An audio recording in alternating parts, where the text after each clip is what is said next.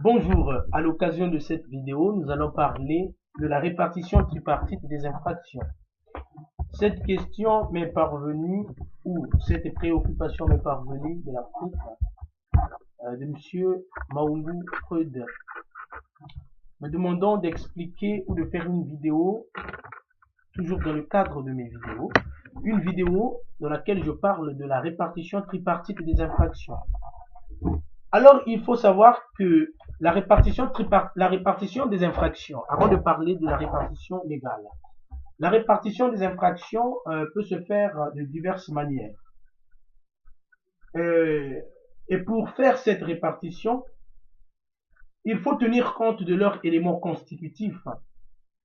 Il faut tenir compte des éléments constitutifs des infractions. Alors, toutefois, il existe plusieurs sortes de répartition des infractions, mais la plus importante est la répartition et la classification légale, excusez-moi. C'est cette classification qu'il convient d'exposer. Alors, dans les présentes lignes, nous allons donc expliquer la répartition tripartite des infractions, sinon la répartition légale des infractions. Excusez.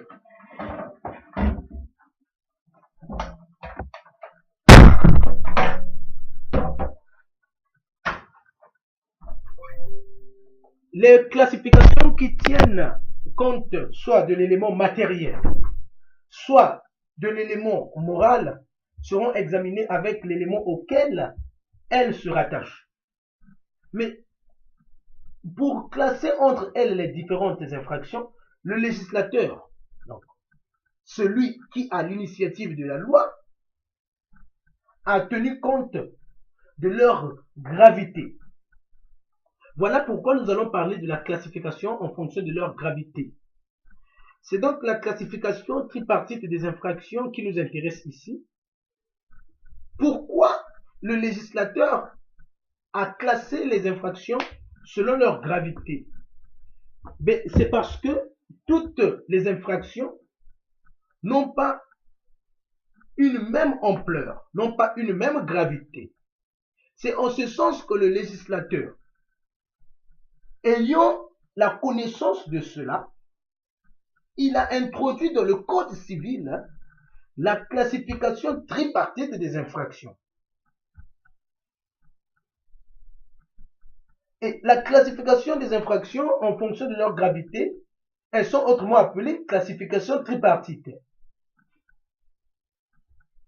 C'est donc ce que nous allons étudier ici en ce moment. Alors, jusqu'à présent, dans certains pays, le Code civil de 1810, le Code civil français de 1810 est toujours appliqué. Par contre, en France, nous sommes déjà avec un Code civil de 1994, excusez. Mais on va nous faire comprendre que en quittant le Code civil de 1810, au Code civil de 1994, il y a eu un bouleversement. Mais en réalité, du Code civil de 1810 au Code civil de 1994, les choses n'ont guère changé. Nous allons constater que les infractions sont classées de la même façon en crimes, délits et contraventions, en délits, crimes et contraventions ou crimes, délits et contraventions. Voilà pourquoi lorsqu'il s'agit de parler de la classification des infractions, il faut tout simplement dire que toutes les infractions pénales n'ont pas un même degré. Voilà pourquoi le législateur les a classées. C'est la classification tripartite. Nous avons premièrement, pourquoi on parle de la classification tripartite? Excusez, parce que il y a trois catégories d'infractions, trois classes d'infractions, j'allais dire, en matière pénale.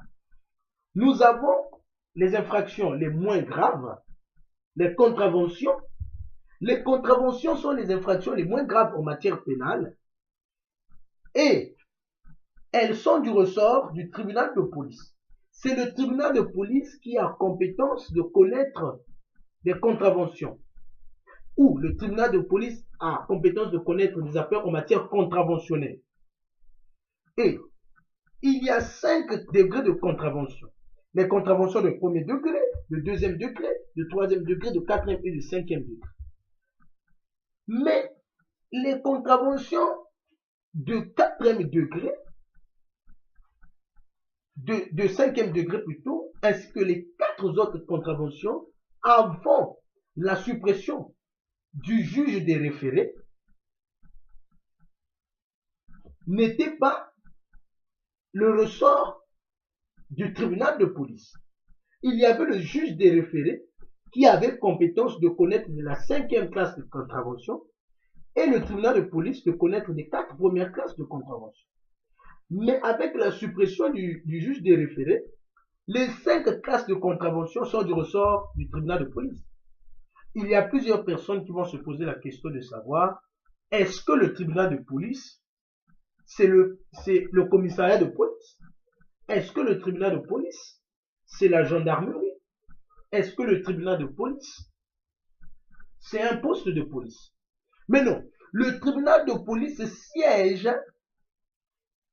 dans le TGI. Le tribunal de police siège dans les locaux du tribunal de grande instance. Dans les locaux du tribunal de grande instance, il y a une partie réservée au tribunal de police. Et c'est ce tribunal de police qui a pour compétence de connaître des affaires en matière contraventionnelle. Et en matière contraventionnelle, il faut noter que les sanctions sont souvent amendes. Et ce sont des amendes les moins grandes.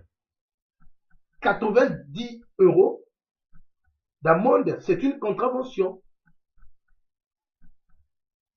Lorsqu'on brûle un feu de signalisation, c'est une contravention et la gravité, elle est moins grande. Donc, contravention, ce sont les infractions les moins graves en matière pénale. Elles sont du ressort du tribunal de police et comme sanction, elles font appel à des amendes. La deuxième gravité des infractions, ce sont les délits. Les délits en matière pénale,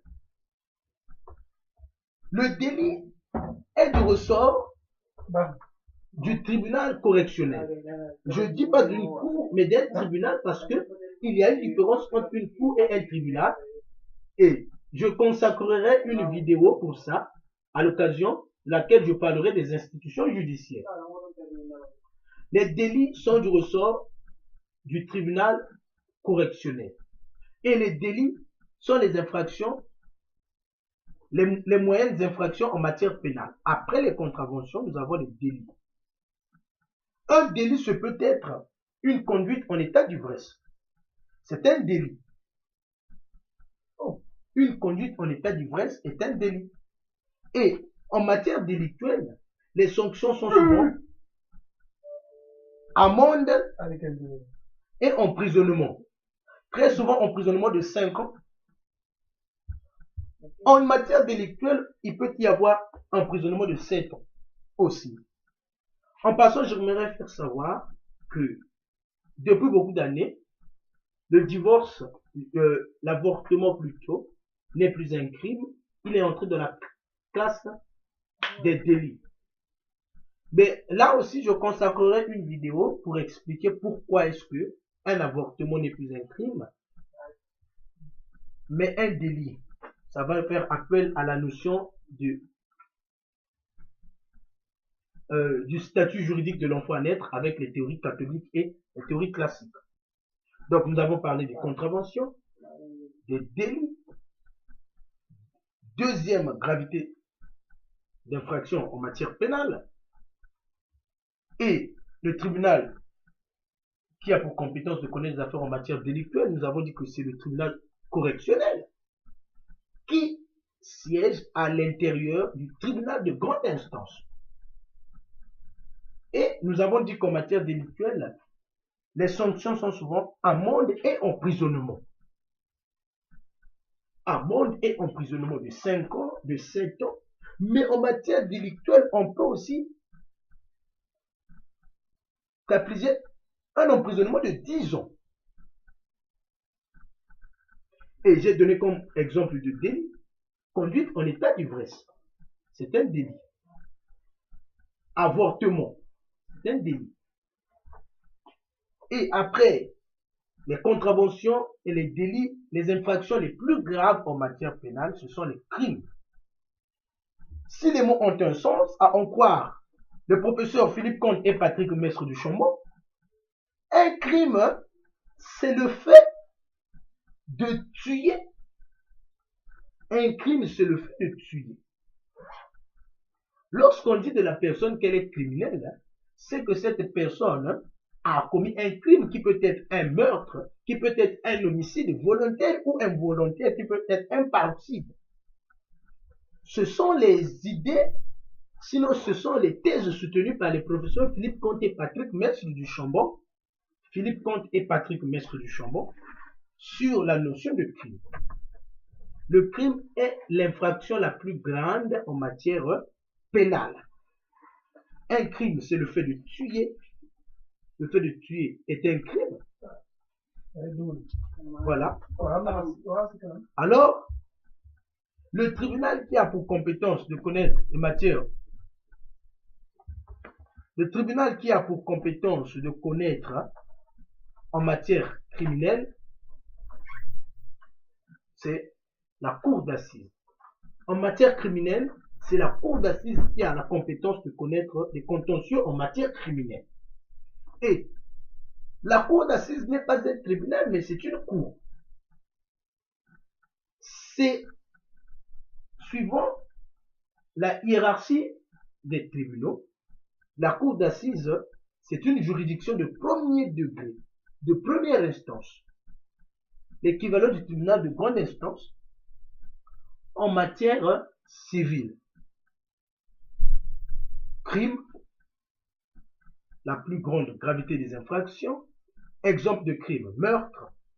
Tribunal ayant compétence de connaître des affaires en matière criminelle. Cour d'assises, des sanctions infligées en matière criminelle. Emprisonnement de 10 ans et plus avec amende. Amende d'une somme colossale. Je pense donc que par cette vidéo, nous avons compris pourquoi est-ce que le législateur a pensé classer les infractions en 3 degrés. Crime, délit et contravention, parce que toutes ces infractions n'ont pas une même ampleur et n'ont pas une même gravité. Crime, délit et contravention. En passant, j'aimerais aussi faire savoir qu'en matière contraventionnelle, l'instruction n'est pas obligatoire. Il n'y a pas d'instruction plutôt en matière contraventionnelle. En matière contraventionnelle, on passe directement au jugement. L'affaire passe directement au juge de jugement, sinon aux juridictions de jugement. Il n'y a pas d'instruction. Par contre, en matière délictuelle, l'instruction n'est pas obligatoire. On peut ou ne pas mener l'instruction. En revanche, en matière criminelle, l'instruction est obligatoire. Donc, en matière contraventionnelle, le juge d'instruction n'intervient pas. En matière délictuelle, il peut ou ne pas intervenir. Par contre, en matière criminelle, il est obligé que le juge d'instruction intervienne. Donc, j'espère que par cette vidéo, nous avons compris pourquoi est-ce que le législateur a voulu classer les infractions en crimes, délits et contraventions, parce que toutes ces 3 infractions n'ont pas une même gravité et ne doivent pas être prises de la même façon, sinon ne doivent pas être comprises de la même façon. Voilà pourquoi il a classé en 3 degrés de gravité. Crime, délit et contravention, et les juridictions qui ont pour compétence de connaître ces affaires ne sont pas les mêmes. Crime, cour d'assises, délit, tribunal correctionnel et contravention, tribunal de police. Merci, à très bientôt sur d'autres vidéos. Je pense que vous avez été satisfait. Pour des questions, n'hésitez pas de me les laisser en commentaire.